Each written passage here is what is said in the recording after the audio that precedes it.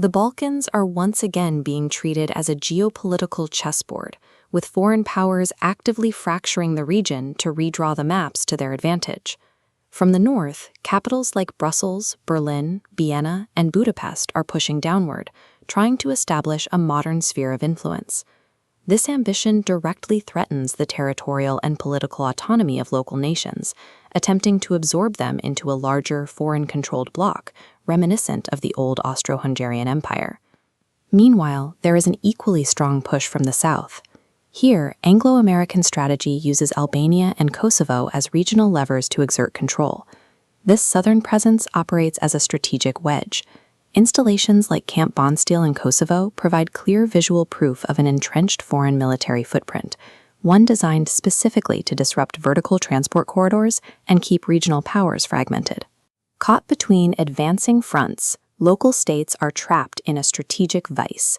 This simultaneous pressure effectively strips the region of independent economic capabilities. Surviving this two-front squeeze means the Balkans must abandon their historical reliance on Western capitals.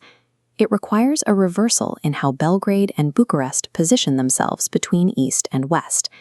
The solution starts with a pivot toward the East, establishing a definitive alliance between Belgrade and Bucharest. There is a unique historical precedent for this strategy. In a region famous for overlapping conflicts, Serbia and Romania are the only neighboring states that have never fought a war against each other. To function, this iron axis must be built on concrete realities, not abstract treaties, establishing shared investment funds for an economic bulwark. This is the massive hydroelectric and power station complex on the Danube River. Joint control over these sprawling facilities creates a regional energy monopoly, securing true infrastructural independence. When you hold absolute physical control over this crucial waterway and the power grid it generates, it creates a layer of mutual economic dependency that is difficult for any outside power to disrupt without triggering a regional blackout.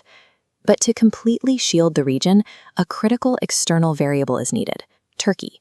A united Serbia and Romania can offer Ankara exactly what it needs: a stable trade bridge directly into Europe that bypasses the logistical control of the Anglo-American southern vector. By routing Turkish trade and energy through this axis, the southern proxies in Pristina and Tirana become economically dependent on Belgrade and Bucharest for their own stability, rather than relying solely on Western military support. Instead of fighting foreign proxy wars, this trilateral integration replaces historical and religious friction with shared economic incentives. Integrating Turkey elevates the iron axis. It evolves from a localized defensive pact into an economically self-sustaining loop capable of maintaining its own sovereignty.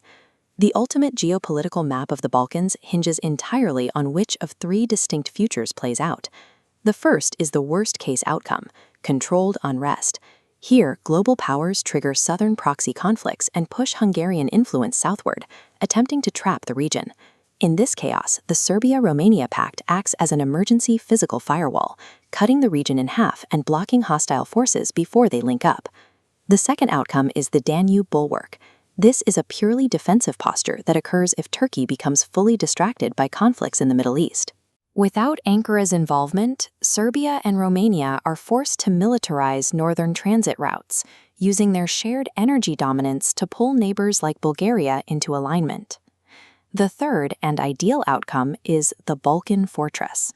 This happens when Serbia, Romania, and Turkey successfully formalize their trilateral alliance.